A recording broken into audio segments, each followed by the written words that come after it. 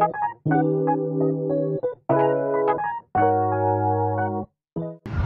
so hello guys, nandito tayo ngayon sa GAC Pasig. Well, unfortunately, nakurutan ng ating M-Zoom ng medyo dampi. Ayan, nasagi ng e-bike. So, paano ba yung proseso ng pagpapagawa nito kung papagawa natin sa casa? Okay, so nandito si Jason para ipaliwanag sa atin yung step by step na proseso pagka magpapagawa tayo or merong sira ang ating sasakyan. So, Jason, ano bang... JC pala, JC. Sorry. Bingi, drummer, Bingi. Ayan, si Jason, napaka-pogi ng mga staff dito sa ano. JC pala. Jason, joke lang. Pakawak ko, lagyan muna sa akin.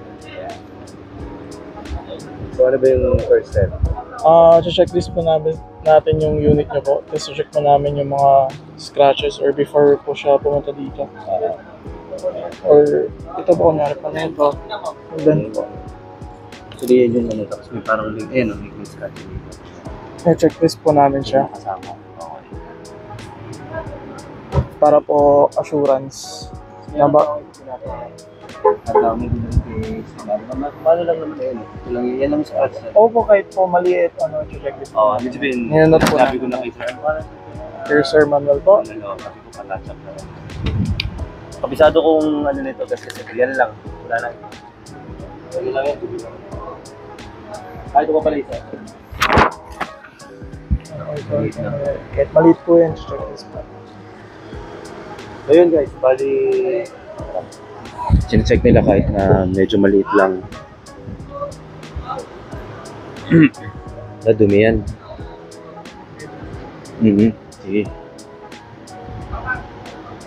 So importante na i-check ng ating mga staff dito para hindi tayo magugulat, baka biglang paglabas merong di ba? May mga dents or at least alam nila sa simula pa lang pag chinek nila. Meron sila sa listahan nila kung ano talaga yung sira ng ating sasakyan.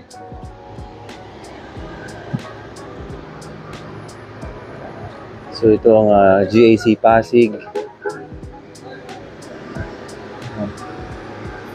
Napakalaki ng casa dito. So ang estimate sa akin ni Sir Manuel is 2 days.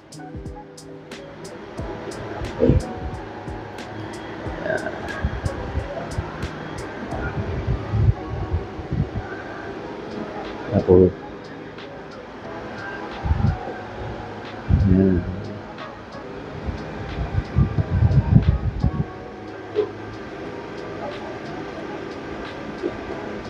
Sir, tingnan po ganito.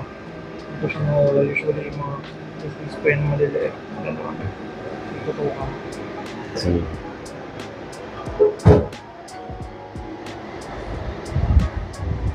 Ito, parang hindi ko naman alam kung ano nangyari.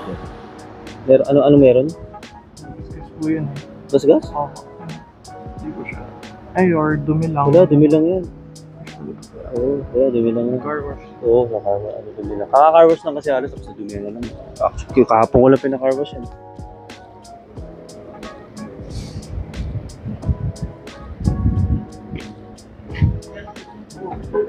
Ay!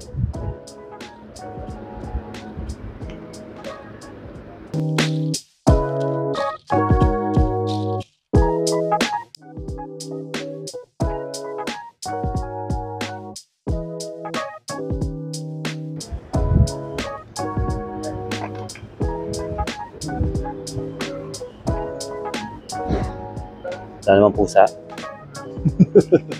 Baka may nagtatagong pusa dyan. Kumusta yung ano ko? Yung pula, ano tawag din? Kulang. Okay lang. Okay ba? Okay. Nice.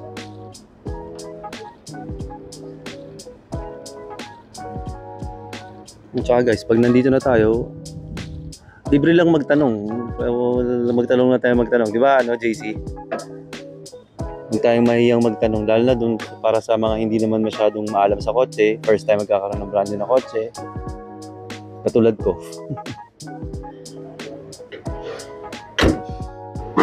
O yan. Check naman ni JC yung loob.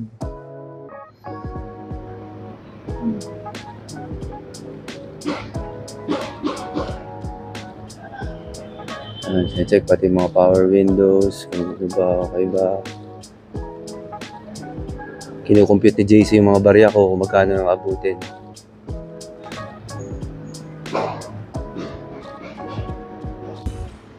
Ayun, tignan pati likod. So, bilang drummer, marami akong gamit sa likod. So, iiwan ko lang yan dyan. Actually, kaya ako makuha kasi may gig ako sa 12 Monkeys itong Thursday.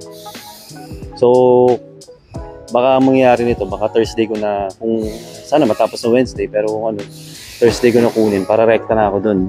Pwede kang sumama kung gusto mo. Pag mahulaan mo kung sino yung banda ko.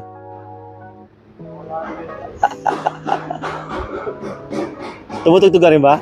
Anong hawak mo instrumento? Anong hawak mo instrumento? Ano po? Hindi. Ayos.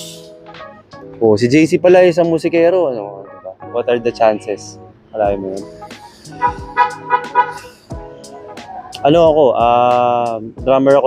Kilala mo ba si Paolo Santos? Drummer ako ng Paolo Santos Trio. Malamang napanood mo na yung video namin sa Singapore. Di ba? Itlog ko yan, mahal kita, hindi yan bola. Okay. Kami yun. Yan yung, ano ko. Yan yung isa kong banda, yung Brown. Pero wala na ngayon yan eh. Umigil na kami. So may cymbals ako dyan. Snare na butas. Saka pedal. Saka isang parang binibenta ko ito, parang delivery bag. Yan lang naman ito.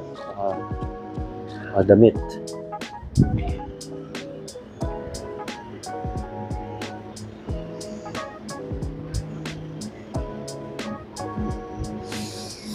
May grupo ka?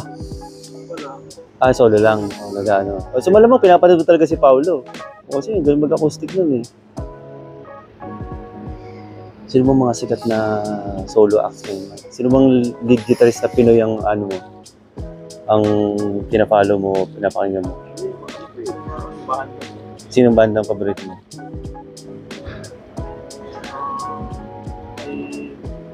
Yung madalas mo si Efrain, yung tinutugtog mo? Solo lang. Si Rico lang. Si Rico. Okay. Tapos, sino pa? Razorheads. Old soul ka rin pala. Shackle. Di ba? May issue sila ngayon. Orange and Lemon. So, may issue. Naging drummer din ako ng Stone Free. Tapos, nag-session ako sa Six Cycle. Sa Six Cycle. Kasi noong time na nandun pa si Ney, si Tuti, may protein shake na banda. So pag wala si Tuti, ako yung pumapalo. Ako sumasab sa kanya. Tsaka sa Join the Club, yun, nagsisession din ako sa Join the Club. Sir Mark! Ito po ang amang ating agent. Sa GAC Pasig si Sir Mark, napakamatulungin, maaasahan yan guys. So, pag may problema tayo dito sa ating sasakyan, Sir Mark lang hanapin nyo. Tama ba, Sir Mark? Yes, sir. Yun, no?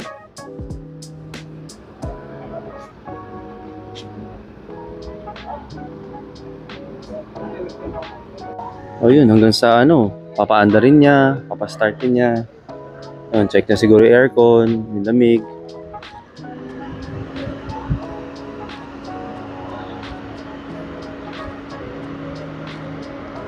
So dun sa mga nag-wonder kung kumusta ba after sale, so ito patunay kung gaano sila katutok dun sa ating mga queries at kung gaano nila inaalagaan talaga yung customer service nila dito sa GAC. Of course, di ba sa mga ibang nagtatanong nga kung matagal ba yung parts, syempre sa lahat naman ng bagong kotse medyo matagal talaga yung parts, pero ganoon talaga since bago pa lang ang ating sasakyan, bago pa rin yung GAC dito sa bago dito sa Pilipinas. Medyo may talaga waiting time siguro pagka yung mga major na repairs ang gagawin sa sasakyan nyo. Pero katulad dito na medyo kurot lang na bangga, madali nilang magagawa. So yun nga, estimated time frame is 2 days. Saktong-sakto. May gig ako sa Thursday sa 12 Monkeys. So magagamit ko siya. So meron lang akong 2 days sa downtime na kailangan kong mag-angkas.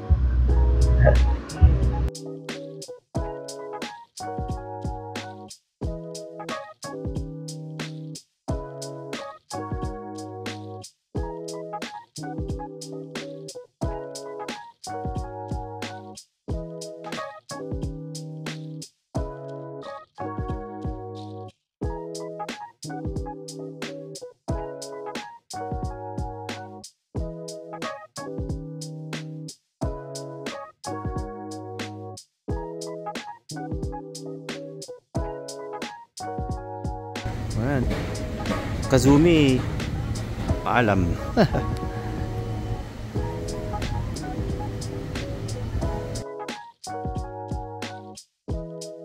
Tingnan nyo naman yung gawa dito sa GAC Pasig, mga kapatid natin sa M-Zoom. Hanep, parang wala nangyari, parang bagong bago. Tamo, parang wala nangyari. Hanep, di ba? Eh, dito yun eh. Ayan, wala na. Tapos may 6 months warranty. Ayan o.